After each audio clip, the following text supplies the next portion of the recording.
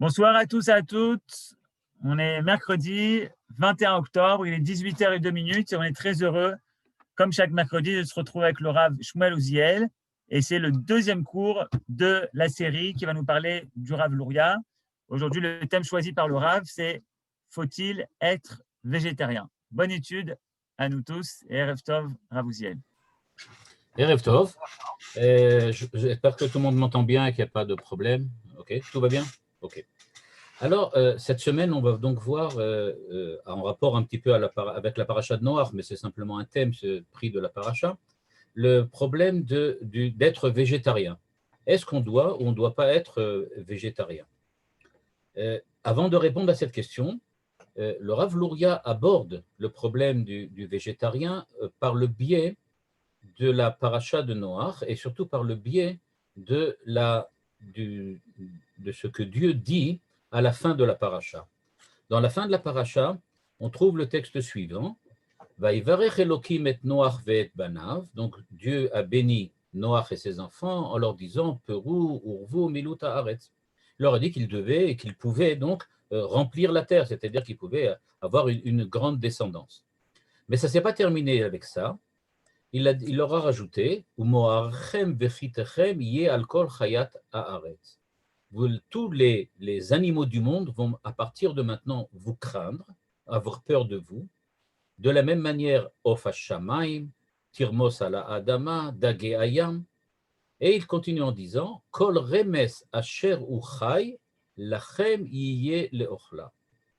Et donc tous les animaux, on va dire comme ça, tous les êtres vivants qui sont vivants, Asher Uchai, lachem yeh leorla, à partir de maintenant, ils vous seront autorisés à consommer. Et le verset précise que yerek esev natati lachem et akol. Et Dieu dit donc, de la même manière que je vous ai déjà autorisé à consommer des végétaux, de la même manière, à partir de maintenant, à la suite du déluge, vous aurez le droit de consommer aussi des animaux. Et donc la question, au détour donc de cette, pas dire de cette mitzvah, mais de cette annonce que Dieu fait à Noach et à ses enfants, le Rav Luria se pose la question suivante, mais pourquoi? Qu'est-ce qui est intervenu? Qu'est-ce qu'il y a eu de spécial? Et donc, il va essayer de trouver des réponses au fait que le déluge est accompagné nécessairement à la suite du déluge, donc c'est accompagné par l'autorisation de consommer, on va dire comme ça, des êtres vivants. Remes Asher Uchai. La première explication que propose le Rav Luria, et la seconde, sont deux explications classiques et très connues. Il dit d'ailleurs qu'il a lui-même, il cite des applications connues, en disant que la première raison, c'est que jusqu'au déluge, les hommes n'avaient pas le droit de tuer des animaux et de les consommer. Pourquoi?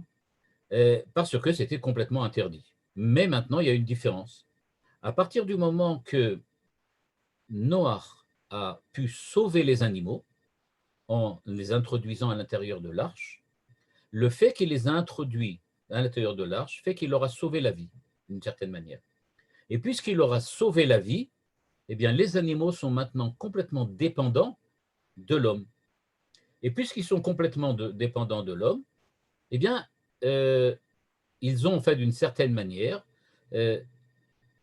autorisé, on va dire de cette manière-là, autorisé les hommes qui les ont sauvés à les consommer. Et donc, ce n'est pas véritablement une autorisation que les animaux ont donnée, mais c'est une espèce de donnant-donnant. Vous avez sauvé la vie aux animaux, vous avez le droit de les consommer. D'un certain point de vue, d'après cette explication que le Rav Luria présente, l'homme se situe au-dessus de l'animal, au-dessus véritablement, on peut dire comme ça, comme dans la chaîne de consommation de la Terre, dans lequel chaque fois une certaine couche de la population de la Terre a le droit de consommer la couche qui est inférieure, et donc les animaux consomment les végétaux, et les hommes consomment les animaux et les végétaux, etc. Donc, a priori, dans cette explication qui est tout à fait classique, les animaux sont devenus dépendants de l'homme. Et puisqu'ils sont dépendants de l'homme, on a le droit de les consommer, on a le droit d'en manger. Ça, c'est la première explication. La deuxième explication que le Rav Luria ramène, qui est une explication aussi très classique, dit que c'est exactement le contraire. C'est pas parce que l'homme est supérieur à l'animal qu'il a le droit de le consommer, mais justement parce qu'il est devenu beaucoup plus faible après le déluge. En fait, ce qui s'est passé, on va dire, il y a une certaine dimension naturelle, une dimension peut-être biologique, qui a changé complètement avec le déluge. Et ce n'est pas simplement que l'eau est venue recouvrir la terre et qu'ensuite l'eau s'est ensuite résorbée et l'homme a pu revivre sur la terre ferme. C'est une véritable transformation de l'homme et du monde qui s'est produit. Et à partir du déluge, en fait, l'homme, d'après le déluge, Noach, qui est donc en fait l'archétype de Adam Arishon, Noach, qui est le nouvel Adam Arishon, n'est pas du tout à la taille d'Adam Arishon. Et donc, il a besoin maintenant de consommer des animaux.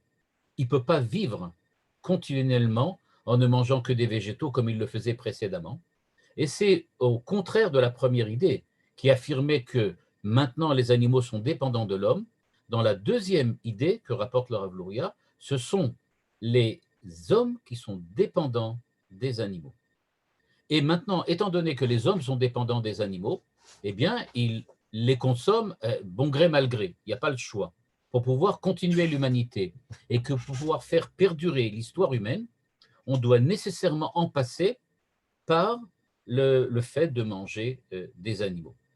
Et donc, on a bien, donc ici, pour le moment, deux idées contradictoires. La première insistant sur le fait que l'homme dépend des animaux, parce qu'il y a eu une espèce de perte d'identité avec le déluge, alors que la première affirme au contraire, ce sont les animaux qui ont perdu leur identité, et c'est pour cela que l'homme a le droit de les consommer. Ces deux explications ne retiennent pas véritablement l'accord du Rav Luria. Le Rav Luria présente un certain nombre de contradictions internes, à la fois de textes, à la fois de textes bibliques, à la fois de textes talmudiques, qui montrent que ces deux idées-là ne fonctionnent pas. Et surtout, elles ne fonctionnent pas parce qu'on ne voit pas du tout le rapport entre, je vais dire de manière un peu forte, le fait de sauver quelqu'un et d'avoir le droit de le consommer, ce qui voudrait supposer, par exemple, que j'aurais le droit d'être cannibale si je sauve quelqu'un, puisqu'à partir du moment où j'ai sauvé sa vie, il devient complètement dépendant de moi, selon la première idée. La seconde idée, elle est de dire que l'homme maintenant est devenu plus faible. Oui, mais alors pourquoi ce sont les animaux qui doivent payer le prix de la faiblesse humaine? Pour quelle raison on autoriserait maintenant l'homme à manger des animaux? Donc il dit, même du point de vue de la logique, même du point de vue de la morale, c'est pas recevable, ces deux idées, bien que ce soit des idées qu'on retrouve très souvent chez les commentateurs. Le Rav Luria va choisir d'aller dans une troisième direction, et cette direction, c'est la direction qui est proposée par la Kabbalah. Dans la Kabbalah, il y a un problème qui est soulevé et qui veut dire et qui propose de regarder cette dimension de la consommation de la viande d'une manière un petit peu différente. D'après la Kabbalah, et je dis tout de suite que le Rav Luria va changer le sens de ce qu'on va lire dans la Kabbalah.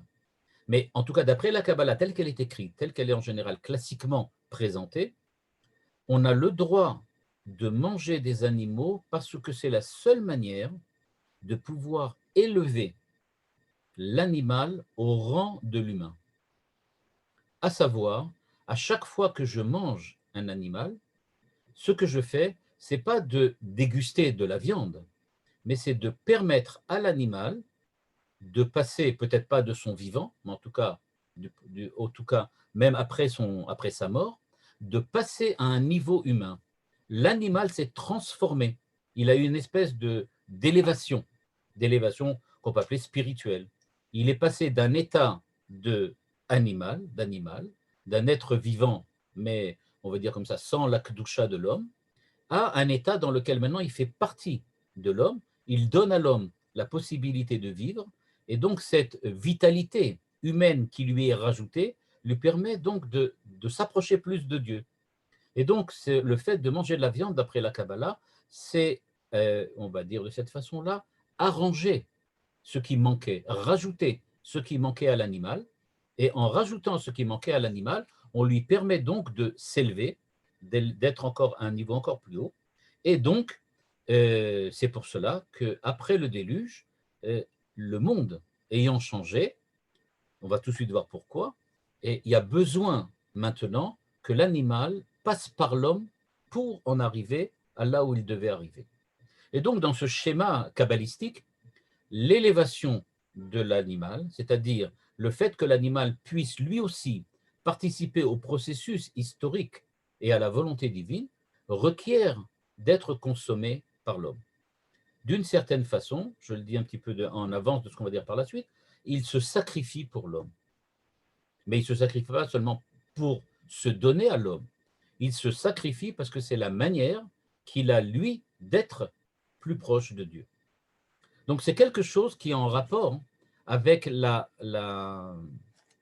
désir, on va dire comme ça, la volonté interne de l'animal de s'approcher de Dieu. L'idée que le Rav Luria veut maintenant essayer de développer, à partir de cette pensée kabbalistique, c'est d'essayer de comprendre, oui d'accord, mais il y a quand même un petit problème. Est-ce que véritablement l'homme a besoin d'aider l'animal ou est-ce que l'animal ne pourrait-il pas lui-même se débrouiller tout seul?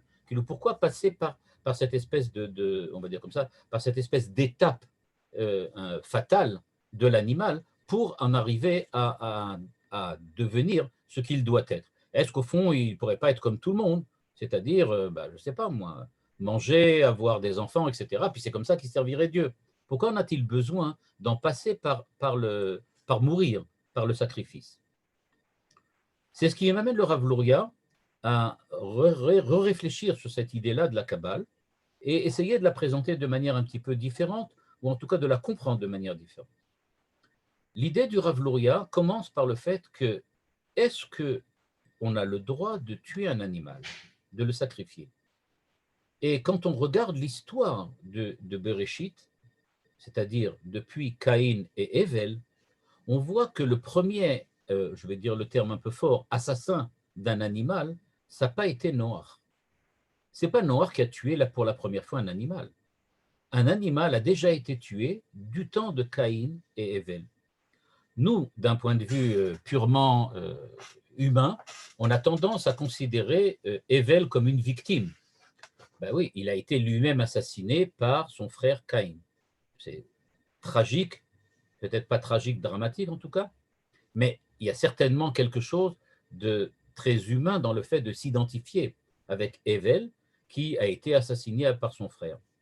Mais fait souligner le Rav Luria, est-ce qu'on n'aurait peut-être pas oublié que Caïn, lui, a sacrifié, a amené en offrande à Dieu des végétaux, alors que Ével a versé du sang. Lui, il a tué un animal.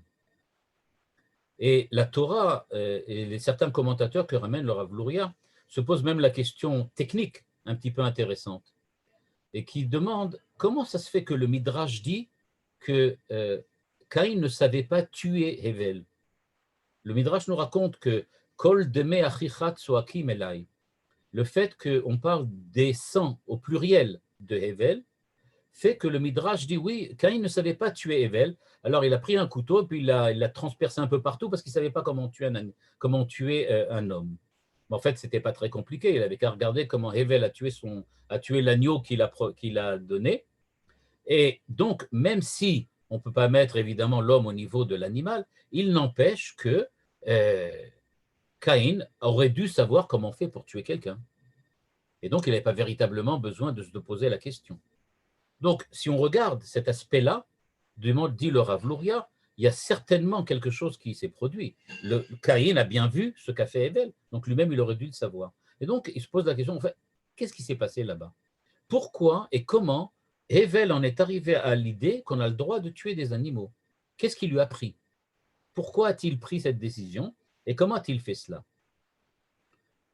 Deuxièmement, si c'était le cas, si c'était déjà le cas, c'est-à-dire qu'on ne peut pas nier le fait que Hével ait sacrifié un animal.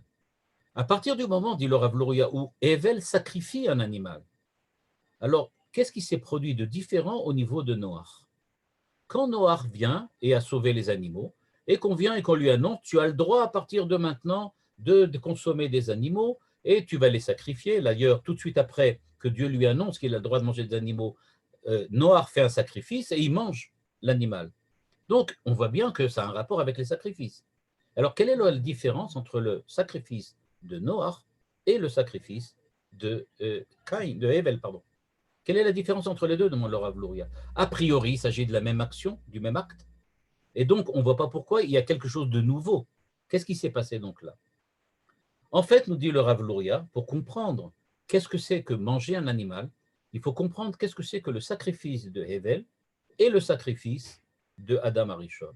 Quand on aura compris, on aura analysé la différence entre les deux sortes d'offrandes, les deux sortes de sacrifices, celui de Hevel et celui de Noach, on va pouvoir comprendre en quoi la consommation de viande est devenue nécessaire ou suffisante avec Noach.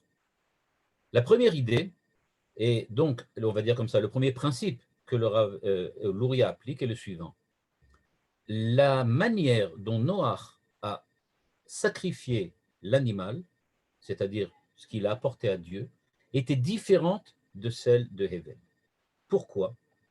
Parce que dans le sacrifice de Noach, ce qui s'est passé, c'est que Noach savait que la volonté divine était que Dieu demandait un sacrifice.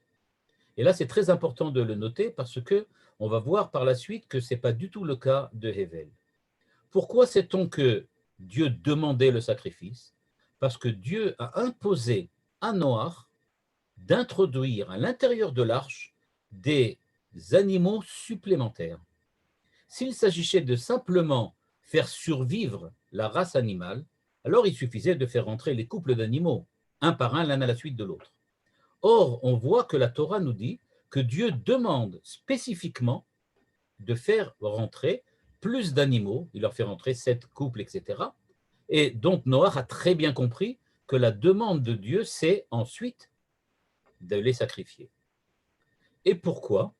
Parce que Noach avait bien compris l'intention divine, et selon l'intention divine, ce qui se passait, c'est que le service divin, la façon dont l'homme allait devoir s'approcher de son Créateur, allait changer à la suite du déluge. On va dire de cette façon-là, la manière dont l'homme sert Dieu est différente à l'époque de Adam Arishon et de Hevel et à l'époque de Noach. On ne parle pas du même service divin. Et c'est pour cela que Noach a bien compris que le sacrifice fait dorénavant partie de la manière dont l'homme va devoir servir Dieu, parce que ça fait partie globalement de l'intention divine et de la finalité de la création aux yeux de Dieu. Aux yeux de Dieu, maintenant, la finalité de la création requiert le sacrifice des animaux. Et ça, il l'a compris de suite, parce qu'il a bien vu qu'on lui a dit, tu vas rentrer des animaux en plus et tu vas devoir ensuite les sacrifier. Et donc, pour le Noach, on peut dire d'une certaine façon que l'animal a changé de statut. Du temps de Adam Arishon, l'animal était, on va dire, un compagnon de la vie de tous les jours, un compagnon du quotidien de la vie. Mais quelle était sa finalité à l'animal? Si on se replace dans la psychologie, si on peut vraiment le faire, dans la psychologie de Adam Arishon, et qu'on vit dans le monde, et qu'on voit qu'il y a plein d'animaux qui sont là aussi autour de nous, quel était le but de ces animaux-là? Pourquoi sont-ils là? D'une certaine manière, on peut dire que c'est un peu ce que le Créateur a demandé à Adam Arishon quand il lui a dit « donne-leur des noms ». C'est-à-dire qu'il a demandé à Adam Arishon « essaye de définir qu'est-ce que cet animal a… » pardon, je me trompe. « Essaye de définir quelle est la place de ces animaux à l'intérieur de la création. » Le nom que Adam Arishon a donné aux animaux, ce n'était pas un nom qui était simplement trouvé un certain vocable qui corresponde à un certain animal.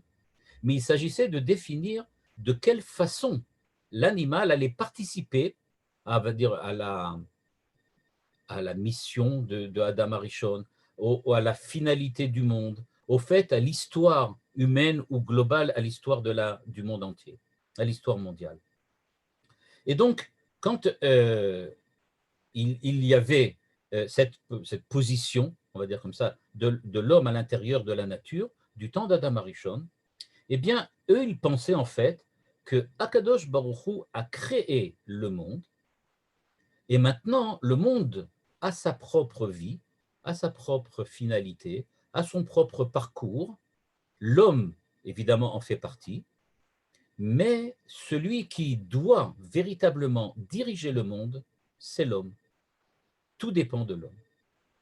Et donc, ce qui s'est passé, Akadosh Baruch Hu a dit à Noach de rentrer les 7 animaux pour les faire sacrifier. Ça veut dire que maintenant, à cause de ce sacrifice, l'essentiel de la manière dont l'homme va servir Dieu, ce n'est pas d'être le maître du monde comme au temps d'Adam Arishon ou comme au temps de Caïn et Hével, mais c'est de savoir au contraire que nous sommes dépendants de Dieu.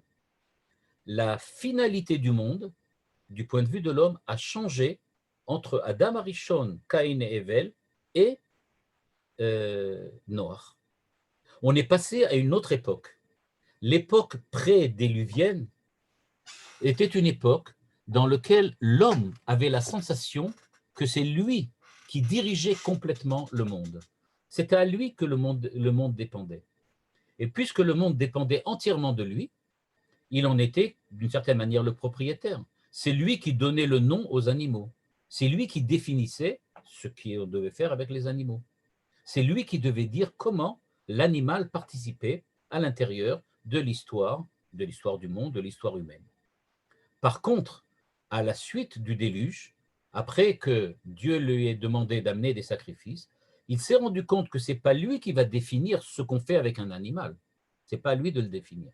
La consommation de l'animal qui va venir par la suite et le sacrifice auquel l'animal va participer ne sont plus des décisions dans le fond que l'homme prend, mais ce sont des décisions que Dieu a prises pour lui.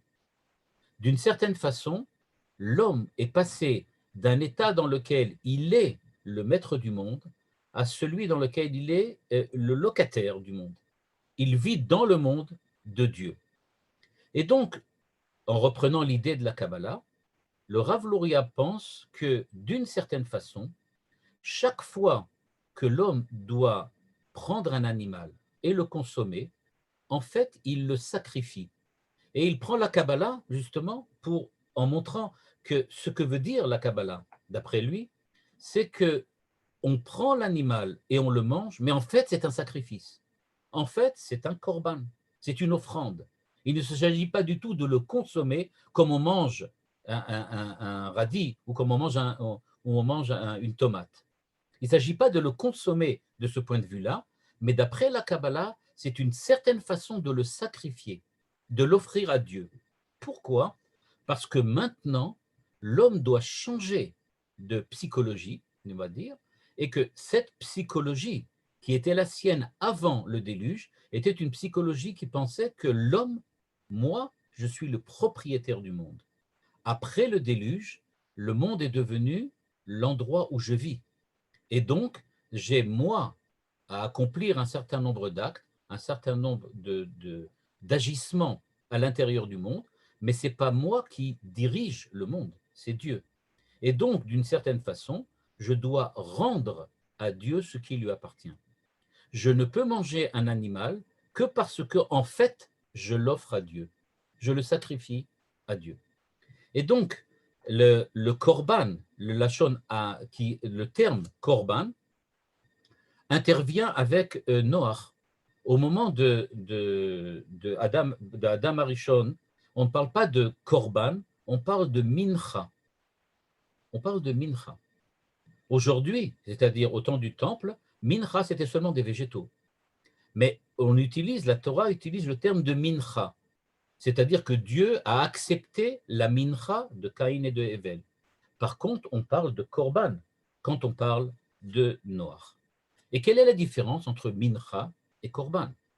C'est ça qui va nous expliquer justement quelle est l'essence du korban, du sacrifice, et donc l'essence de la consommation. Je me suis permis de traduire le texte du Rav Luria, enfin de façon approximative, parce que Ce n'est pas toujours facile. Et je vais essayer de vous le faire passer maintenant. Je vais savoir que je vais essayer de le trouver. Voilà. Je suppose que vous le voyez maintenant. Et donc, voilà, j'ai traduit donc en français le texte du Rav Luria. Et voilà ce que dit le Rav Luria. Il dit qu'Abel et Caïn ont apporté une offrande comme si c'était un cadeau pour ce que Dieu leur avait donné, et ils lui ont rendu une offrande et un cadeau. C'est-à-dire que l'offrande de Caïn, on va dire de cette façon, le rapport avec l'animal, le rapport avec les animaux et les êtres vivants en général, c'était le fait que l'homme d'avant le déluge, celui qui était proche d'Adam Arishon, considérait le monde comme un cadeau qu'il a reçu de Dieu. Pour Adam Arishon, les animaux, c'était comme un cadeau. J'ai reçu le monde, on m'a donné quelque chose. Et donc, parce que je suis quelqu'un de bien, quelqu'un de droit, j'ai le devoir de leur rendre, c'est-à-dire de dire merci. C'est ce qu'on appelle une mincha. Mincha, c'est un cadeau. C'est-à-dire que, on raconte ça par exemple notamment, on retrouve ce terme de mincha au moment où Yaakov va rencontrer Esav et il lui envoie mincha. Il envoie des cadeaux à son frère pour essayer de l'amadouer, pour qu'il ne se fasse pas tuer au moment où il rentre en terre d'Israël. De la même façon, Caïn et Ével ont offert une offrande à Dieu parce qu'ils se voyaient comme, on va dire comme ça, des gens, des hommes en vis-à-vis de Dieu. Dieu est face à moi, moi je suis face à lui, il m'a donné quelque chose, et à égalité de don, je dois lui rendre quelque chose. Et donc il y a une espèce de relation de toi à moi, on va dire comme ça, un petit peu dans le sens de Martin Buber qui parle du je-tu, c'est-à-dire il y a l'équivalent entre le je et le tu. Tu es en face de moi, tu es tu, et moi je suis je. Mais inversement, je suis le tu de ton je. Donc, dit le Rav Luria, ce qui s'est passé au moment de Caïn et Ével était complètement différent de ce qui s'est passé avec Noach. Il le dit ici dans la partie en bleu, mais dans les sacrifices de Noach, il y avait la reconnaissance que toute la création appartient à Dieu. Il ne s'agit pas du tout, comme au temps de Caïn et Ével, de dire que nous sommes un peu comme les équivalents, nous sommes au même niveau. Tu me donnes, je te rends. Mais il s'agit au contraire de quelque chose dans lequel il dit « Je suis complètement dépendant de toi ». Le sacrifice de Caïn et Ével était le sacrifice de personne à personne. Je te donne, tu me donnes. Le sacrifice de Noach, c'était le sacrifice de quelqu'un qui reconnaît qu'il est complètement dépendant de Dieu. Tu n'es pas en face de moi, je suis clairement en dessous de toi. Je suis ton sujet. Tu es mon souverain. Alors que Caïn et Ével considèrent Dieu comme leur vis-à-vis. Et donc, dit-il, les sacrifices de Noach, donc il y avait la reconnaissance que toute la création appartient à Dieu, et le service divin, c'est-à-dire la façon dont on est en relation avec Dieu, et de tout lui rendre. C'est-à-dire, quel était le but de Caïn et Ével? Quelle était la finalité de leur offrande? La finalité de leur offrande, c'était de dire, tu nous as donné le monde animal, le monde végétal, chacun donnant, redonnant à Dieu ce qu'il a reçu. Moi, j'ai reçu le monde animal, dit Caïn, donc je t'offre un animal. Et Ével a reçu un monde végétal, je te rends du végétal. Mais pourquoi? Pour te dire merci, parce que je suis en fait face à toi et j'ai peut-être d'une certaine manière la même valeur que toi. Il n'y a pas de différence entre nous en fait. Tu m'as donné, je te rends. C'est moi le maître. Tu m'as donné quelque chose pour que moi j'en sois le propriétaire. Par contre, Noach vient et dit à Dieu, je ne suis pas du tout le propriétaire, au contraire, j'ai pris conscience que tu ne m'as rien donné, tu m'as prêté pour que je te rende. Ce que j'ai reçu, je ne le reçois pas parce que c'est à moi, mais je le reçois parce que je dois te le rendre. Le but, ce n'est pas de montrer que je suis là, mais au contraire de montrer que je suis absent, que je suis en fait virtuellement propriétaire de quelque chose, mais en fait, c'est toi qui en es le propriétaire. Et dit le Rav Luria, C'est seulement pour cette raison que Dieu lui a dit d'amener plus de créatures dans l'arche afin de les sacrifier. Et donc, on arrive donc à cette idée-là, que la manière dont Noach va maintenant consommer la viande et donc manger des animaux, c'est pas du tout parce que ça lui appartient et pas du tout parce qu'il est supérieur aux animaux, ni qu'il y est inférieur, mais tout simplement que c'est dans le cadre de ce que la Kabbale explique en disant que le monde requiert maintenant que l'animal passe par l'œuvre de l'homme pour arriver à sa propre finalité. En fait, de la même manière que la Torah impose à l'homme de faire les mitzvot, 613 mitzvot, de mettre des tefilines, de jeûner, de faire de toutes sortes de choses qui sont recommandées dans la Torah, de la même manière, les animaux ont une recommandation, c'est celle de vivre et d'être consommés ou sacrifiés par l'homme. Mais ce n'est pas du tout au regard de l'importance de l'homme, mais au regard de la valeur des animaux. L'animal a pour valeur d'être offert. C'est cela sa finalité, en fait. Et là, on va arriver à une idée extrêmement importante et qui est un très grand chidouche du Rav Luria, mon humble avis. Et il dit la phrase suivante. Par conséquent, le parfum de l'offrande n'a sa place que dans les sacrifices de Noach. Effectivement, une question auquel on ne se pose pas d'habitude. Pourquoi n'est-il pas écrit, comme dans le cas de Noach, ou dans le cas de Ével et de Caïn, pourquoi il n'y a pas écrit que Dieu a humé le parfum du sacrifice de Ével et qu'il a senti la bonne odeur, le bon parfum, et qu'ensuite il a béni, etc. Pourquoi c'est dit seulement chez Noach et pas chez Caïn, et pas chez Caïn et Ével? Et il dit, en fait, à savoir qu'il a reçu l'offrande de Dieu comme celui qui reçoit quelque chose qui n'est pas le sien. À savoir donc que pourquoi il y a ce parfum? Pourquoi on parle birlal du parfum?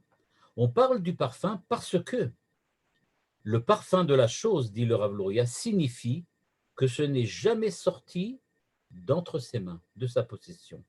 Et tout ce qu'il a créé dans le monde devait lui être rendu, puisqu'en fait, ça lui appartient toujours. C'est ce qui va servir, c'est ce que le Rav Luria va dire par la suite, sur l'explication pourquoi on a le droit de manger. Je vais me permettre maintenant de revenir donc sur cette idée, je pense un peu révolutionnaire du Rav Luria, pour essayer de comprendre qu'est-ce que c'est que cette histoire de parfum et pourquoi le parfum, c'est précisément ce que le Rav Luria a trouvé de plus, on va dire comme ça, de plus caractéristique du sacrifice de Noach pour expliquer ce que cela veut dire. Alors, l'idée, elle est la suivante. Il y a une énorme différence entre le parfum, l'odeur, l'odorat et les autres sens, notamment les deux sens, on va appeler supérieurs, qu'on a d'habitude en général de glorifier un petit peu partout dans la Torah, aussi bien dans la Torah écrite, orale, chez les Chachamim et dans le Midrash, que chez les commentateurs des époques suivantes. Parce que, je ne sais pas si vous avez remarqué, mais même en français, il y a quand même des différences entre le fait de parler de la vue ou de la parler de l'ouïe, qui sont les deux sens supérieurs, et de parler du goût, ou bien de parler du parfum. Ce n'est pas du tout pareil. Par exemple, on parle de la compréhension ou de la saisie intellectuelle par l'esprit. Quand on parle de cela, on dit en français « voir ». Je vois bien. C'est-à-dire qu'on comprend que voir quelque chose, c'est le saisir, le comprendre. On peut des fois dire j'entends, sous-entendu j'ai bien compris.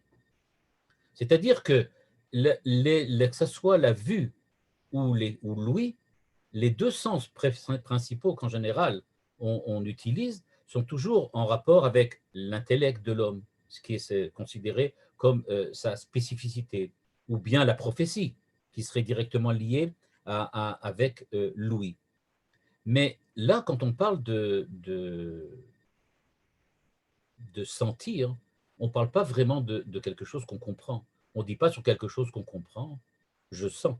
Par contre, On peut dire, je sens une présence. Je sens la présence. C'est-à-dire que quand Dieu sent un parfum, on est passé, encore une fois, après le déluge, à une nouvelle dimension du rapport et de la relation entre Dieu et l'homme.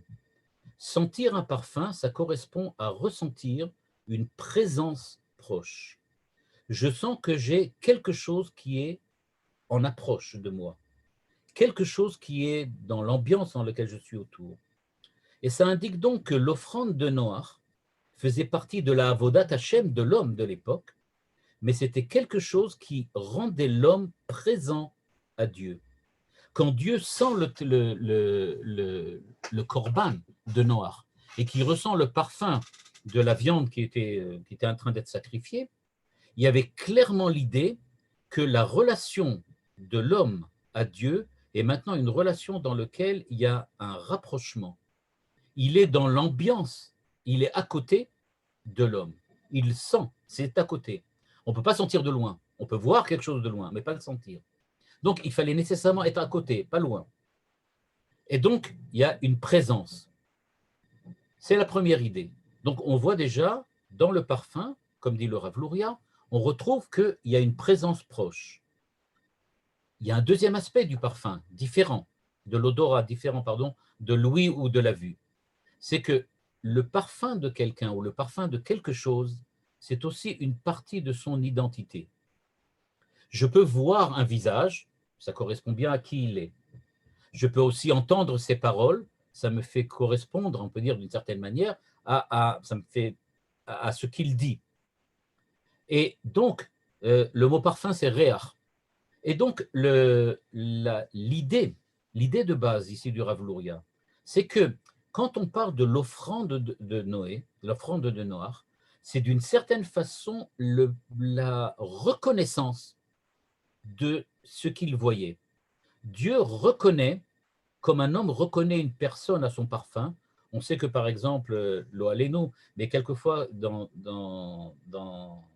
quand quelqu'un disparaît, on sait que celui qui lui survit, quelquefois, j'ai vu ça plusieurs fois dans des émissions, il dit qu'il a gardé un certain nombre de vêtements pour sentir le parfum, l'odeur de la personne. Parce que quand il ressent l'odeur, il revoit, il a tout de suite eu accès à la présence de cette personne. C'est-à-dire que ça donne accès, le parfum de quelqu'un donne accès à qui il est, mais sans vraiment dire qui il est. On a une expression, une expression globale, environnante de l'identité de la personne, sans vraiment la reconnaître directement. Et donc, on reconnaît une personne à son propre parfum, et Dieu est sensible au parfum de l'offrande parce qu'il en reconnaît l'identité, la nature profonde, la véridique nature de cette chose. Et donc, Dieu reconnaît l'offrande qui est à lui parce qu'elle a toujours été la sienne. Quand on dit que Dieu a senti le parfum, ça veut donc dire qu'il a bien reconnu que l'animal fait partie de ce qui lui appartient à Dieu. Ce n'est pas quelque chose de l'homme. Et donc, quand il donne quelque chose, quand il offre un animal, le fait de ressentir, au sens de sentir, l'animal, le parfum, ça veut donc bien dire que Dieu a reconnu que c'était à lui. Donc, on reprend les idées, korban leakriv, en hébreu, c'est se rapprocher. Et donc, on se rapproche de Dieu. On se rapproche de Dieu, donc une présence, le parfum, qui me donne la présence de quelque chose. Il y a aussi l'identité, je reconnais. Maintenant que je l'ai senti, je sais il est, qui il est. Mais par ailleurs, comme j'ai dit tout de suite, comme je l'ai dit il y a quelques instants, le parfum n'est pas précis. Il ne va pas donner d'informations détaillées sur l'objet. Le parfum d'un objet, le parfum d'une fleur, ça ne me donne pas quelle est sa couleur, comment elle est, etc. Mais ce qu'il décline plutôt, c'est une certaine ambiance, une atmosphère. Je dirais un terme qui n'existe pas, mais je pense que vous allez comprendre, une englobance. Quelque chose qui englobe l'objet, quelque chose qui est un enveloppé de cet objet. C'est-à-dire, c'est le cadre général de la présence des choses, nous dit le Rav Luria. On ne parle pas ici que ressentir, sentir le parfum du sacrifice, ça ne veut pas dire reconnaître l'animal particulièrement, mais c'est l'ambiance générale, l'atmosphère générale des choses qui est maintenant reconnue. Et c'est donc, de ce point de vue-là, nous dit le Rav Luria, en fait, la condition de l'existence des choses. Quand je reconnais le parfum de l'animal, eh bien, le parfum en question est celui qui m'explique, sans me le dire vraiment, ce qu'est l'existence de cet animal. Dieu reconnaît que l'animal est à lui, comme on l'a dit tout à l'heure. Il reconnaît aussi qu'il est proche de l'homme et de l'animal. Mais surtout, dans cette troisième identité, on a reconnu que je reconnais l'origine et la nature de l'être au-delà de l'identité particulière de cet animal particulier. Il est globalement dans l'atmosphère, dans le cadre global et général de l'existence du monde. C'est donc que les choses ont leur propre identité, mais que globalement et généralement, elles sont toutes liées profondément en leur existence à la volonté divine. Et donc, de ce point de vue, le sacrifice indique non pas la reconnaissance particulière d'un individu particulier, mais le fait que l'existence de chacun des individus fait partie de l'ensemble de la volonté divine, ensemble que Dieu reconnaît dans l'ensemble lui-même de la création. On est donc dans un état dans lequel l'offrande de Noach est complètement différente de l'offrande de Caïn et de Hével. Elle indique que la présence et l'existence de l'homme sont toujours face à Dieu, alors que celle de Caïn restait encore et uniquement fermée sur elle-même, pour elle-même, en elle-même. Caïn et Hével sont tous les deux fermés sur eux-mêmes. Ce qu'ils veulent, c'est dire qui ils sont. Je suis l'agriculteur, je suis l'éleveur. Je viens et je montre, tu m'as donné, je suis le propriétaire de ce que tu m'as donné, je te rends ce que tu m'as donné et je te montre que moi, le propriétaire, je suis capable d'être reconnaissant envers toi. Mais quand je suis reconnaissant, je ne suis pas renaissant. Je ne renais pas une deuxième fois. Je suis bien là, mais je suis fermé sur moi-même. Par contre, le sacrifice de Noach, ça vient montrer que je ne suis propriétaire de rien. Je n'ai rien à te donner de moi. Ce que je te rends, c'est ce qui t'appartient déjà. Moi, mon existence, ma présence dans le monde, c'est une existence et une présence qui sont face à toi, c'est-à-dire en collaboration avec toi, parce que je sais que c'est toi qui es, premièrement, comme on l'a dit tout à l'heure, proche de moi. Deuxièmement, non seulement tu es proche de moi, mais en plus, je suis dans mon identité proche et dépendant de toi. Et enfin, d'une certaine manière, c'est toute mon existence qui est là, face à toi. La différence fondamentale entre la consommation de l'animal de Noach et le sacrifice de Caïn et de Hével, c'est que Noach est maintenant face à Dieu. Noach apprend que ce qu'il y avait jusqu'à présent, dans lequel l'homme était fermé sur lui-même, l'homme Caïn, Hével, ne pensait que l'homme que vis-à-vis de lui-même, eh bien Noach apprend que son être là, l'être ici dans l'existence, l'être dans le monde, je dirais aujourd'hui dans un terme plus simple, le fait d'être existé, d'être là dans ce bas monde, c'est d'être face à quelque chose qui me dépasse, face à l'infini, face à la transcendance, et donc face aux autres aussi. Et d'une certaine manière, on peut dire que pour Noach, l'autre apparaît dans l'histoire. Pour Caïn et Hével, il n'y a qu'un meurtre qui peut définir la façon dont se termine l'histoire humaine.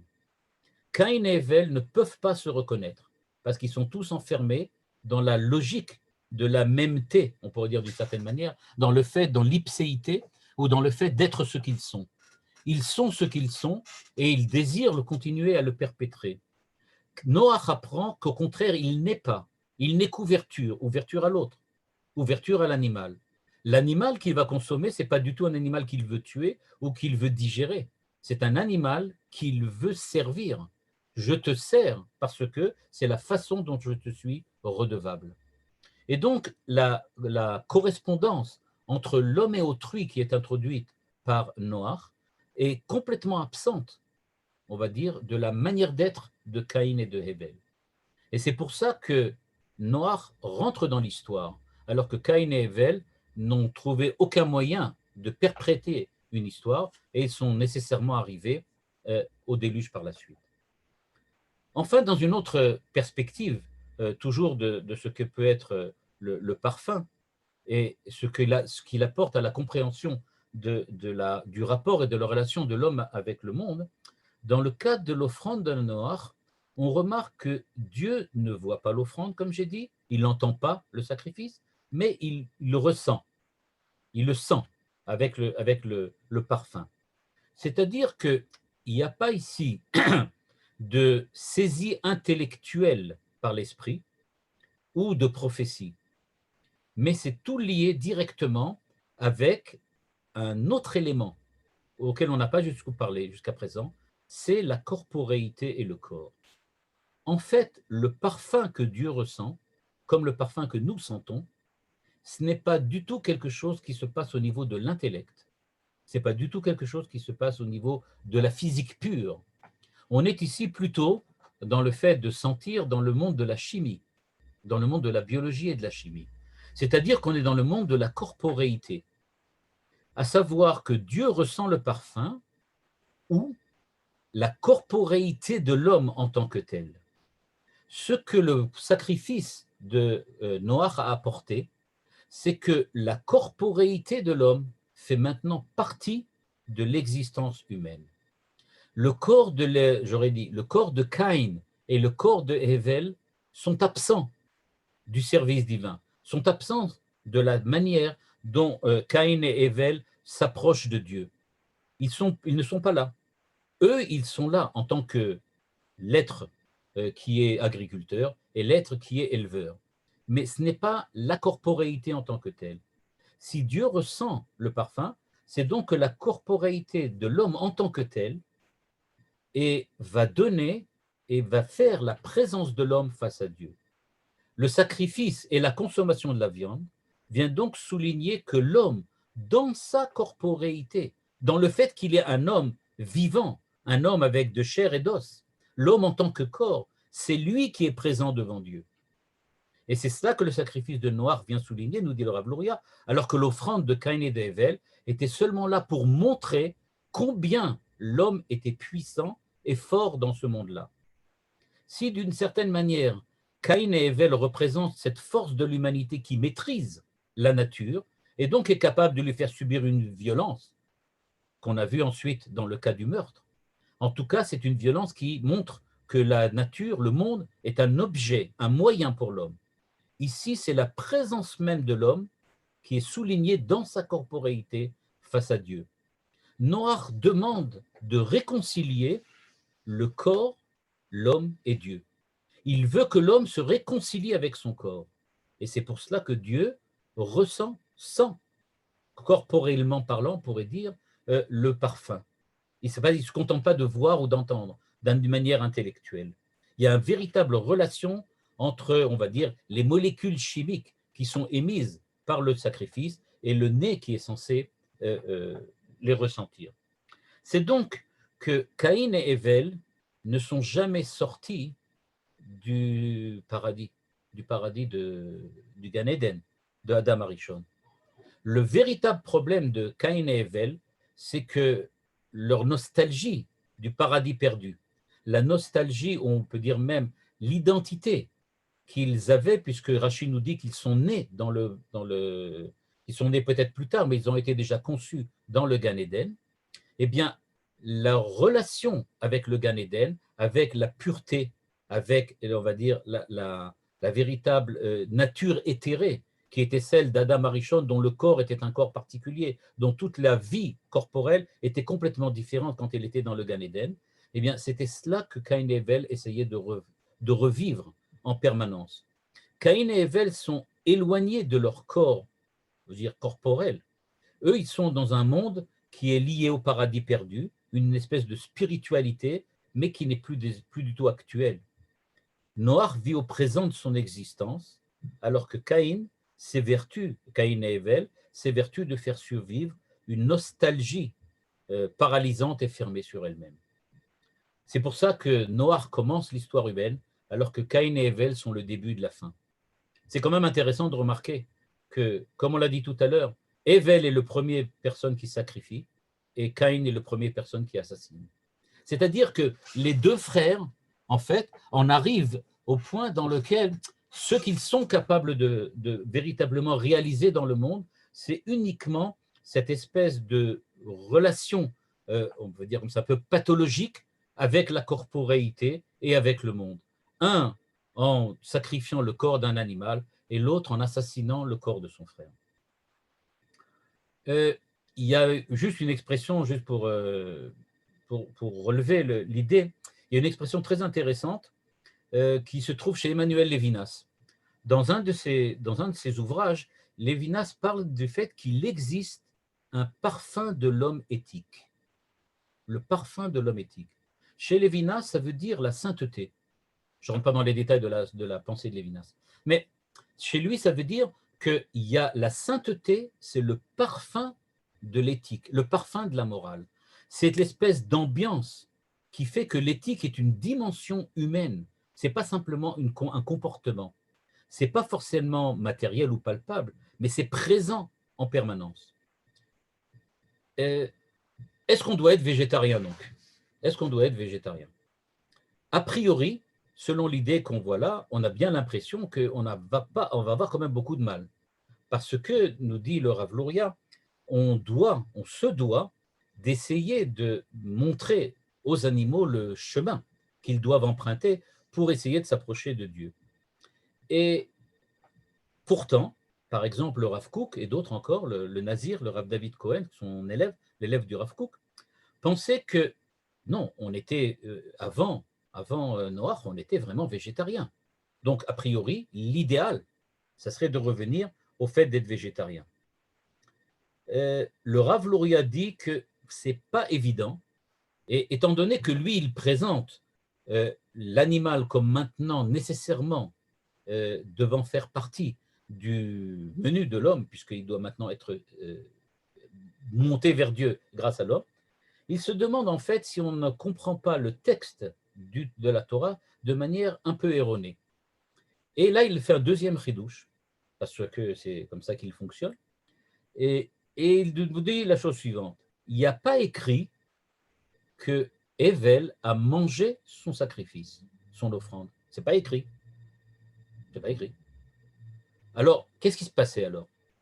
Et le Rav Luria de faire le très grand chidouche suivant. Caïn et Evel n'étaient pas végétariens particulièrement. Ce qu'ils n'avaient pas le droit, c'était de tuer un animal, de prendre la vie de l'animal. Ça, c'est interdit. Mais personne n'a dit qu'ils n'avaient pas le droit de manger un animal dont ils avaient trouvé le corps mort. Ils pouvaient très bien manger de la viande. Il n'y a pas écrit dans la Torah qu'ils n'ont pas mangé de viande.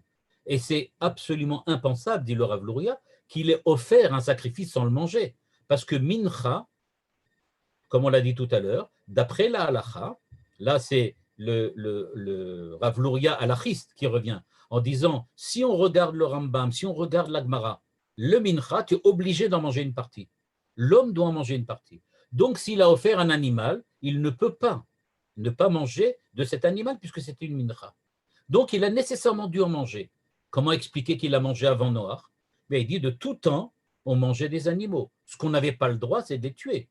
Mais si l'animal meurt de lui-même, tu as tout à fait le droit de manger de la viande. Il n'y a pas d'interdiction de manger de la viande. Peut-être que ce serait même quelque chose qu'il faudrait faire. Et donc, que le problème, c'était qu'il ne fallait pas qu'ils les tuent, parce qu'à ce moment-là, ils montraient qu'ils étaient propriétaires du monde, ce qui n'était pas le cas. Donc, Noach se devait de montrer que la corporéité même, le corps même, appartenait à Dieu, et donc la consommation de l'animal, c'était en fait le support de la vie corporelle en relation avec Dieu, support de la vie corporelle qui est aussi bien celui de l'homme que celui de l'animal. Et donc, d'un certain point de vue, on peut dire en conclusion que ce qui se passe, en fait, c'est que Noach a eu le droit de manger des animaux et il avait le droit même de les sacrifier. C'était ça véritablement qui a changé après le déluge. Le fait qu'il avait le droit de sacrifier les animaux. Mais avant, on mangeait quand même des animaux, mais on ne les sacrifiait pas. On ne pouvait pas prendre leur vie. On devait simplement, s'ils mouraient, on pouvait peut-être en manger aussi la chair, mais on n'avait pas le droit de les tuer. Donc, pour résumer l'idée du Rav Luria, aujourd'hui, est-ce qu'on a le droit de manger de la viande? Eh bien, ce n'est pas du tout évident. Parce que le Rav Luria nous dit que si on doit manger de la viande, c'est de la même façon qu'on apporte un sacrifice et une offrande à Dieu. Si vraiment, quand vous mangez un steak well done, c'est ça que vous pensez, alors vous avez le droit de manger de la viande de la manière dont la Torah le préconise. Mais si vous mangez le well done parce que c'est bon, ce qui est le cas en général, c'est plus exactement ce que Dieu attend de nous. Alors bon, il n'y a pas d'interdiction de manger de la viande, on a vu. On peut très bien manger, déjà à l'époque, on mangeait de la viande. Mais en tout cas, ce qui est clair, c'est que la manière dont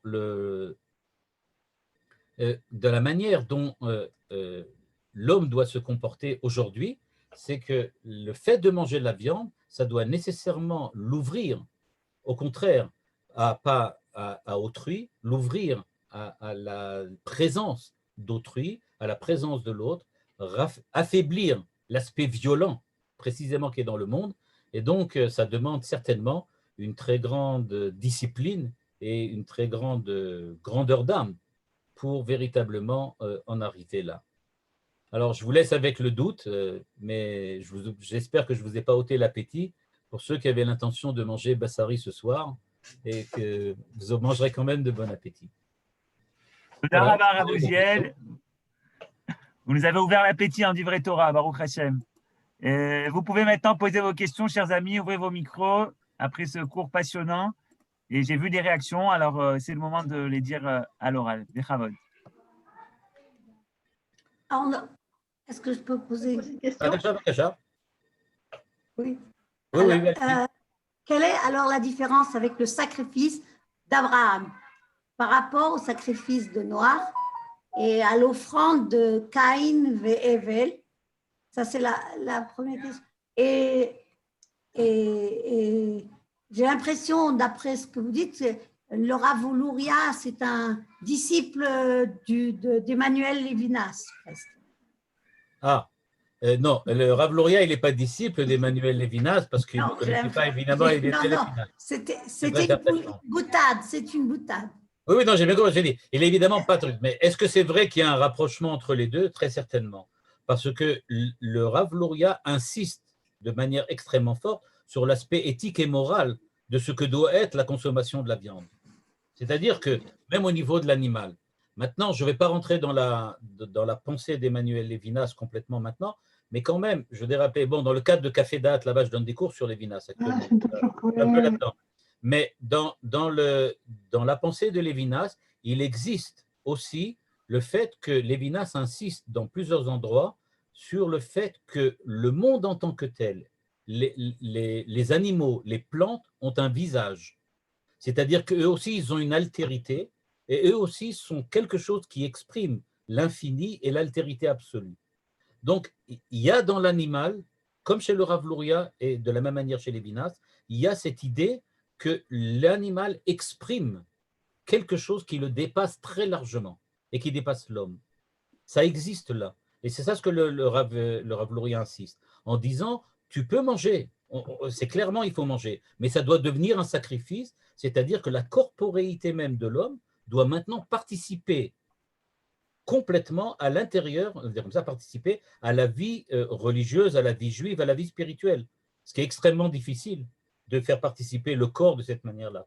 Pour nous, le corps, on va dire de manière, je ne sais pas si vous avez fait une fois attention, vous avez observé dans une yeshiva, bon, j'ai passé un certain nombre d'années dans les yeshivot, la mitzvah dans laquelle les bachurei yeshiva sont les plus sensibles, c'est la Sfirat HaOmer.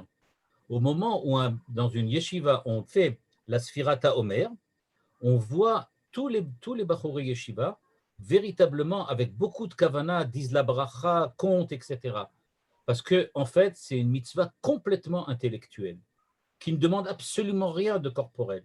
Ils n'ont pas du tout la même appréciation de la mitzvah quand il s'agit de prendre un loulav ou quand il s'agit de faire autre chose. Mais là, c'est quelque chose de complètement spirituel. On est beaucoup plus spiritualiste, on va dire de cette manière-là, que ce que voudrait le Rav Luria. Le Rav Luria nous dit non, c'est la corporéité même de l'homme, et on le verra souvent, qui doit participer à la vie juive et à la vie religieuse. L'homme en tant que corps, ça c'est quelque chose de particulier. Ça se retrouve aussi, il se trouve chez Lévinas. Avant que Abel apporte un animal, Caïn, lui, a apporté autre chose. Il a apporté pourquoi ne pas extrapoler aussi même les plantes, même les fruits de la terre ont un certain besoin d'être rapprochés de Dieu. Tout à fait, c'est vrai aussi. C'est pour ça qu'on fait une bracha. Je rajoute qu'il y a une idée, c'est pas une idée, mais il y a un enseignement du Rav Chaim Vital, l'élève du Harizal, qui dit qu'aujourd'hui, on n'a pas le droit de manger de porc, pas parce que le porc est malsain, mais parce que la kedusha qui est dans le porc n'est pas résolvable par la consommation aujourd'hui. On ne peut pas, en le mangeant, l'élever vers Dieu. Ce n'est pas suffisant. Il faudrait faire quelque chose de beaucoup plus grand, de beaucoup plus fort, de beaucoup plus, j'aurais dit comme ça, efficace pour arriver à prendre ce porc et arriver à le ramener à Dieu et montrer qu'il est proche de Dieu. Et ça, on n'est pas capable de le faire, c'est pour ça qu'on ne le consomme pas. D'une certaine manière, la kedusha qui est là-bas, elle est tellement infime, ou peut-être tellement élevée et infime qu'on n'arrive pas à la sortir de là, de cette manière-là. C'est-à-dire que même dans le porc, il y a quelque chose. Et comme disait Lévinas, même une fleur a un visage. Et donc, effectivement, les plantes aussi ont quelque chose à dire. Il ne faut pas oublier qu'il y a deux choses qu'en général, un bon juif oublie aujourd'hui. Un juif oublie qu'en général, il y a à peu près 3 milliards, il y a presque 5 milliards d'hommes autour de lui qui ne sont pas juifs. Il oublie qu'il y a quand même toute l'humanité. On a tendance à se voir au centre, puis on oublie qu'il y a tellement de monde autour comme ça. Mais après ça, ce qu'on oublie aussi, c'est le fait que non seulement il y a 5 milliards d'hommes, mais il y a une multitude de créatures dans le monde qui sont là. Et je ne parle pas des étoiles et de l'infinité de ce qu'on voit dans le ciel. On a vraiment l'impression que Dieu est descendu au Pletzel à Paris, quoi. Vraiment, il est descendu au Sentier. C'est tout. Il n'y a que là-bas qu'il est. Non, le monde entier. Et c'est ça ce que le Rav Luria veut montrer. Le monde, c'est pas rien. On n'est pas les seuls. Il y a autre chose autour de nous. En tout cas, très certainement. Oui. Merci beaucoup. Merci beaucoup. Avoir une question? Moi, je n'ai pas de problème. Une remarque d'abord, d'après ce que vous avez dit, c'est que Abel n'a pas tué un animal, il a pris un animal qui était mort. Non, je dis qu'il devait manger déjà des animaux avant. Il a certainement déjà mangé des animaux avant, mais au moment où il a fait le sacrifice, il a décidé de tuer un animal. Ça n'existait pas avant. C'est ce que dit le Rav Luria. Et l'autre question, qu'en est-il des… C'est la première fois qu'il a fait ça. Pardon? Je m'excuse. Ouais, qu'en est-il des animaux qui ne sont pas purs? C'est-à-dire, quelle est leur finalité? Parce que là, finalement, on ne peut manger qu'un nombre restreint d'animaux. De la même manière que le Rav Chaim Vital dit que le porc n'est pas accessible par le moyen de manger, de la même manière, il y a des animaux impurs qui ne sont pas accessibles par la consommation et même parfois évidemment par le sacrifice non plus. Il faut autre chose pour le faire. Mais je rappelle que Yeshayahu dit que la tid lavo, le lion sera à côté de l'agneau sans tuer l'un l'autre. C'est-à-dire que le lion va être végétarien. Donc, alors, par rapport au sacrifice d'Abraham, par rapport au sacrifice, le sacrifice d'Abraham n'est pas différent de celui de Noach, il n'y a pas de différence. C'est la même idée. Mais ce qui m'a aussi… Pardon. Et regardez, je ne rentre pas là-dedans, on y arrivera peut-être quand on parlera du sacrifice d'Isaac, mais il y a cette idée-là aussi. Peut-être que la manière pour Yitzhak de s'élever, c'est d'être sacrifié lui aussi, de certaine manière. Et la Gemara dit que Yitzhak n'est jamais redescendu de l'autel dans lequel il est monté. Il a toujours été là-bas. Donc en fait, il est monté, mais il n'est pas redescendu. Il a été élevé. Pardon, mais il y a une chose qui me froisse là. Le parfum, c'est ce qui donne la corporalité de l'homme face à Dieu. Et le parfum, Dafka, c'est le sens qui est le plus abstrait.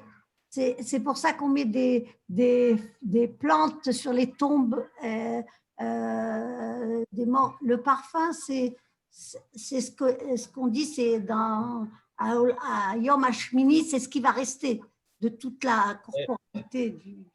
Je suis d'accord qu'on pourrait rentrer plus dans les détails sur le parfum. Je rajoute quelque chose que j'ai dit à un moment et que peut-être vous n'avez pas fait attention. Je ne dis pas encore me reproche, mais peut-être je n'ai pas suffisamment insisté. Le parfum, c'est quelque chose qui est complètement chimique et pas physique. Par contre, les autres sens sont physiques. Ça veut dire physique. La lumière, le truc. Là, c'est véritablement un problème de chimie. C'est-à-dire la que chimie, ce sont des molécules, c'est physique dans la… Pardon Yehuda, est-ce que tu voulais poser une question? Je n'ai pas entendu, je m'excuse. Oh, merde. Non, je voulais simplement dire qu'au moment entre Yitzhak et Yaakov, au moment du sacrifice d'Yitzhak, Yitzhak, on dit qu'il est monté au Gan Eden, il a senti l'odeur du Gan Eden. Et quand Yaakov il est venu et qu'il a repris le vêtement qu'avait Esav, que sa mère lui a donné, Yitzhak a reconnu l'odeur du Gan Eden et donc il a pensé que Esav il avait fait Teshuva en quelque sorte. Donc là, on trouve aussi l'histoire de l'odeur qui intervient entre Yitzhak et Yaakov. Ok. Ouais. Quand il a Reach Begadav, la Gemara dit que Reach Begadav, c'est Reach Bogdav. C'est-à-dire qu'il a senti l'odeur de ceux qui s'opposaient à lui, ceux qui se révoltaient contre lui. Ça correspond à l'idée du Rav Luria, que dans le parfum, il y a quelque chose qui révèle la valeur, on va dire comme ça, la valeur éthique, la valeur morale, la valeur spirituelle des choses, sans dire exactement qui ils sont, sans rentrer dans le problème de leur identité. C'est-à-dire seulement dans l'atmosphère. Je ne sais pas si vous avez lu, je ne sais pas si vous lisez Le Monde, mais enfin, peut-être comme tout bon juif, chaque juif lit Le Monde. On dit en général toujours, on lit Le Monde pour pouvoir s'énerver un peu, sinon on est trop calme. Et donc, alors, on lit Le Monde, et dans Le Monde aujourd'hui… oui, on peut lire Haaretz aussi, ça nous donne le même effet en général.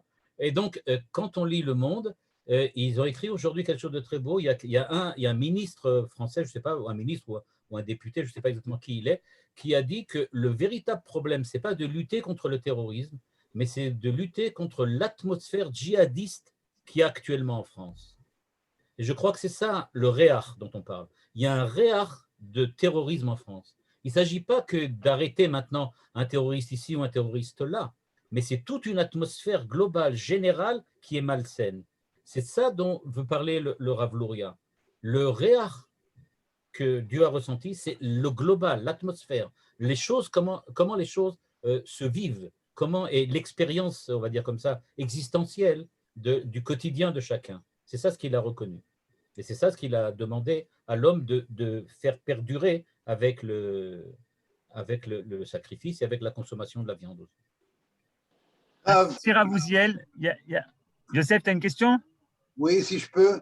Oui, vas-y, après. Bon, ça va être égal, c'est Yohan qui doit à chaque fois faire le truc. Moi, je peux continuer, pas de problème. Merci beaucoup, Rav, c'était magnifique. J'essaie de connecter avec un autre enseignement du Rav Nachman de Breslav. Quand il dit Ishe Reyach Nichoach Lachem, il dit Ishe, ça rappelle Isha. Ça veut dire c'est la notion de Mekabel, qui reçoit. Comment est-ce qu'on peut connecter ça avec l'enseignement que vous venez de nous donner? Oula. J'allais dire quelque chose, je vais vous dire quelque chose. C'est un peu la marloquette entre Marc-Alain Ouaknin et Michel Plourde. Pour savoir si la pensée de Lévinas tourne autour de l'érotisme ou tourne autour de la responsabilité. C'est-à-dire que présenter le réach en tant que femme, Isha, c'est-à-dire quelque chose qui est en rapport avec l'aspect féminin des choses, qu'il appelle Mekabel, chez le Rav Nachman de Breslav, c'est quelque chose qui me semble un petit peu osé. Je ne pense pas que le Rav Luria aurait accepté cette idée-là. Ce qui ne veut pas dire que ce n'est pas une idée qui est recevable en tant que seule, mais je ne pense pas qu'il l'aurait accepté. Je pense qu'au contraire, dans le réach, il y a un don, il n'y a pas une réception. Manito aurait dit que c'est le kabel almenat la tête. La tête, tu reçois almenat l'imsor. Mais alors, Ishe, à ce moment-là, comment on traduit? On comprend un feu, simplement? Comme un feu, ou bien il faut peut-être dire que la flamme dont on parle ici, c'est peut-être plutôt ce qui est en rapport avec la chaleur. À ce moment-là, on rentre dans le toucher. C'est une autre dimension. C'est une autre dimension. Merci beaucoup. Toda rabba, Rouziel. Il y a une dernière question. Juste avant ça, une dernière question, chers amis. Déjà, l'enseignement que vous avez dit à propos du porc, ça m'a rappelé un enseignement que j'ai reçu. Quand on dit que quelque chose est assour, en fait, c'est les étincelles de Gdoucha qui sont assourim. Bet Kele, c'est une prison, c'est ce que vous avez dit. Ils sont enfermés. Il y a une question qui sort un peu du débat, mais que Madame Abel nous a posée, donc je la lis. J'ai pas dû faire attention. Y a-t-il pas aujourd'hui un problème? Y a-t-il pas aujourd'hui un problème, vu les conditions, sont élever les animaux? Est-ce qu'il n'y a pas un problème de consommer les animaux? Ouais.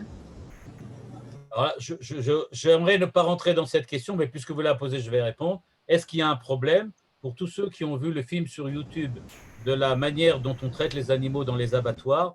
C'est très difficile de manger de la viande ensuite, pour d'autres raisons que celle du Rav Luria, évidemment. Mais c'est pour des raisons de pure humanité. Vraiment, il y a des horreurs. Des horreurs. Je suis entièrement d'accord. Merci beaucoup. Enfin, j'aime bien le steak well done quand même. Voilà. Bonne fin de soirée.